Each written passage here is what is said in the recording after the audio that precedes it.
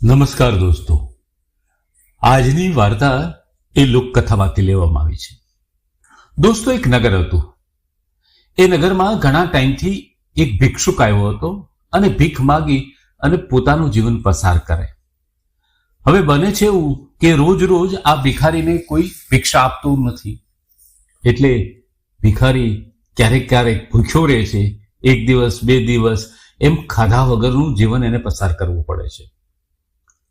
અંતે કંટાળી, ભૂખની પીડાથી કંટાળી અને ભિક્ષુક વિચારે છે કે આ નગરના લોકો તો મને કશું આપતા નથી, તો ચાલે હું બીજા નગરે જાઉં.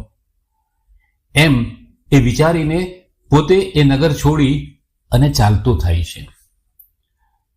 એક નગરથી બીજા નગર વચ્ચે એક ભયાનક જંગલ હતું. એ જંગલની અંદર ઘણા બધા હિંસક પશુઓ રહેતા હતા. પરંતુ ભિક્ષુકે એવું વિચાર્યું કે આમે હું ભૂખથી મરી જઈશ, એની કરતા મને પ્રયત્ન કરવા દે. કોઈ બીજા ગામમાં જાવ તો કમસે કમ મને કોઈક રોટલો તો આપે. અને આમે ભૂખની પીડાની આગળ સમાજમાં કોઈ પણ ભય ઉપર નથી. ભૂખ એવી પીડા છે એ તમામ પ્રકારના ભયથી ઉપર જઈને કોઈ પણ કાર્ય માણસને કરાવે છે. એટલે એ વિચારથી ભિક્ષુક ધીમે ધીમે આગળ ચાલે છે. એવામાં મધ્ય જંગલની અંદર એક ઘેઘૂર વડલો હતો અને એ વડલાની ઉપર ભિક્ષુકની નજર જાય છે તો વડલાની નીચે એક મૃત હાથી પડ્યો હોય છે. અને એ હાથી જેવો તેવો નહીં, કોઈ રજવાડાનો હાથી હતો, કારણ કે એના અંગ ઉપર ઘણા બધા સોના, ઝવેરાત, હીરા જડિત ઘરેણા ચડાવેલા હતા.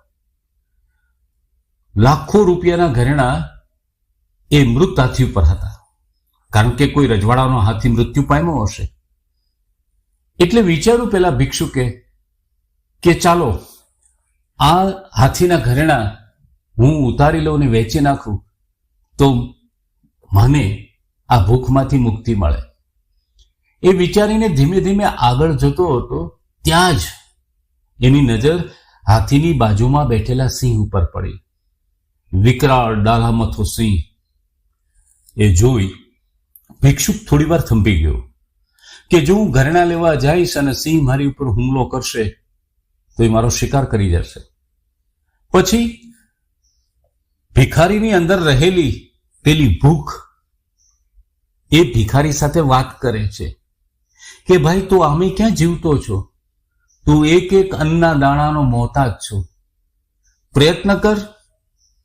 આ ભૂખ અને પીડાથી જીવવા કરતા તો સિંહના હાથે મૃત્યુ પામવું સારું. એટલે ભૂખ અને વ્યક્તિ વચ્ચે દ્વંદ્વ થાય છે, સંઘર્ષ થાય છે.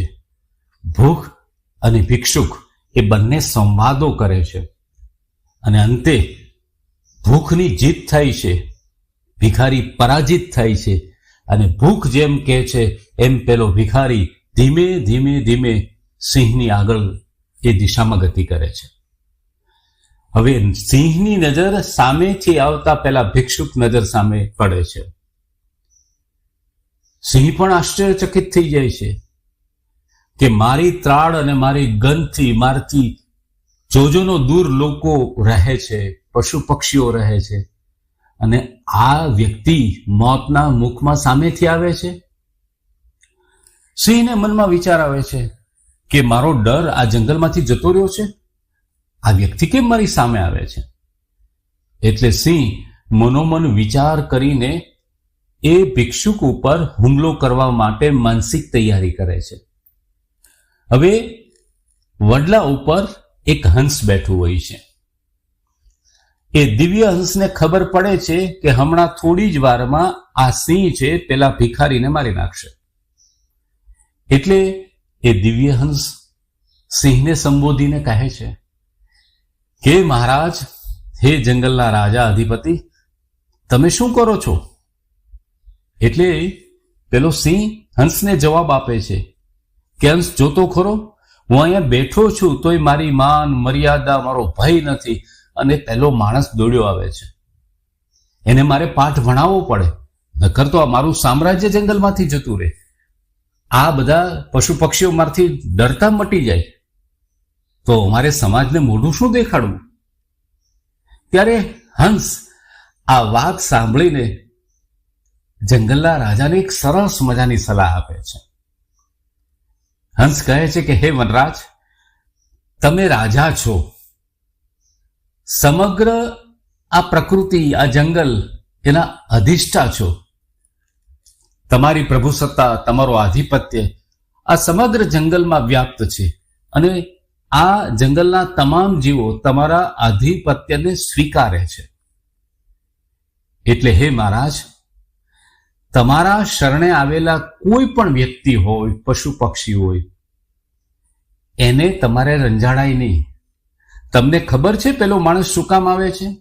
એ તમારી પ્રભુસત્તાનો ભંગ કરવા માટે નથી આવતો, પરંતુ એ કેટલા દિવસથી ભૂખ્યો છે અને આ ભૂખ્યો માણસ છે આમના મરી જશે. અહીંયા તમારો જે મરેલો હાથી પડ્યો છે, એ હાથી ઉપર જે ઘરેણા છે એ પેલા વ્યક્તિને જોઈએ છે. એને બીજું કશું નથી જોતું. એ ઘરેણા વેચીને પછી પોતાનું જીવન ગુજરાન ચલાવશે. આવી રીતના હંસ સિંહને સમજાવે છે અને બહુ સરસ મજાની હંસ વાત કરે છે. હે રાજન, જો તમે રાજા હો તો રાજા છે એ પોતાની પ્રજાને આપે, પ્રજાનું લૂંટી ન લે. શહેરના રાજાઓની મને ખબર નથી. હંસ એવું કહે છે કે શહેરના રાજા શું કરે છે, એનો વ્યવહાર કેવો છે, એ મને નથી ખબર, પણ વર્ષોથી તમારી સાથે જંગલમાં રહું છું એટલે મને એ ચોક્કસ ખબર છે કે જંગલનો રાજા કેસરી, હે વનરાજ, તમે તો રાજા છો, તમારે તો પ્રજાના દુઃખ ઓછા કરવાના હોય, તમે તો પ્રજાવત્સલ બનવા જોઈએ. અને એ જ સાચા રાજા છે જે પોતાના શરણે આવેલા હોય, પોતાના આધિપત્ય નીચે જે રહેતા હોય એની પીડા ઓછી કરે, એ જ સાચો રાજવી કહેવાય. હંસની આ સરસ મજાની સલાહ સાંભળી વનરાજે કીધું કે ભાઈ, તારી વાત સાચી છે, હું રાજા છું, મારાથી આ ન થાય, આ તો મારી ગરિમાને ઝાંખપ લાગે. એટલે સિંહ થોડોક ત્યાંથી દૂર જઈને બેસી જાય છે, જેથી કરીને ઓલા ભિક્ષુકને ડર ન લાગે. ભિક્ષુક તો હિંમત કરી ઘરેણા બધા ઉપાડી લે છે અને ત્યાંથી ભાગી જાય છે. પછી તો એનું જીવન ઘણું બધું સારું ચાલે છે પેલા ભિક્ષુકનો. પછી વર્ષો વીતી જાય છે. ભિક્ષુક પાસે કદાચ અન્ન ખૂટી ગયું હશે એટલે પાછો એ વડલાની જે દિશા હતી એ નગરમાંથી એ પાછો જંગલના રસ્તે એ વડ તરફ આવે છે. જોગાનું જોગ બને છે એવું કે જંગલની અંદર એ જ સ્થિતિ, એ જ સિચ્યુએશન, એ જ હાથી પડ્યો હોય છે, માથે ઘરેણા હોય છે અને સિંહ બેઠો હોય છે. વર્ષો પહેલા આ જ ભિક્ષુક આવી રીતના જંગલમાંથી હાથી ઉપરથી ઘરેણા ઉતારી ગયો હતો. એટલે થયું કે ચાલ આજ બીજી વાર પણ જાઓ. અને ધીમે ધીમે ધીમે ધીમે એ જે મૃત હાથી પડેલો છે, જેની ઉપર ઘરેણા છે, એની પાસે જવાનો પ્રયત્ન કરે છે. એની નજર વડલા ઉપર પડે છે. વડલા ઉપર પડે છે તો ત્યાં ઉપર એક કાગડો બેઠો હોય છે. આ વિચારની અંદર ભિક્ષુક આગળ ચાલે છે. ત્યાં પેલો કાગડો સિંહને સંબોધીને કહે છે કે હે વનરાજ, ગળીખમ્મા બાપને, બાપુ આમ જુઓ તો ખરા, તમે અહીંયા બેઠા છો અને ઓલો મગતરો માણા તમારી આમાન્યનો ભંગ કરીને હામો આવે છે. તમારી જરા પણ એને સન્માનની ભાવના નથી. સાલાને ખતમ કરી દો. ભિક્ષુકના કાને આ વાત પડે છે. ભિક્ષુક સિંહ અને કાગડા વચ્ચેના સંવાદો સાંભળે છે અને સિંહ પણ કહે છે કે હા, હું જોઉં છું કે આ માણસ મારી સામે આવે છે. અને પેલો કાગડો તો સિંહને ખૂબ જ કહે છે કે બાપુ આમ થોડું ચાલે, નકર તો આ જંગલનું રાજ વયું જાય આપણું. અને તમારું રાજ વયું જાય તો પછી તમે કરશો શું? એટલે એને જરાક તમે ચમત્કાર બતાવો. સિંહ અને કાગડાના સંવાદો સાંભળી પેલો ભિક્ષુક મુઠ્ઠીઓ વાળીને જંગલ છોડીને ભાગે છે.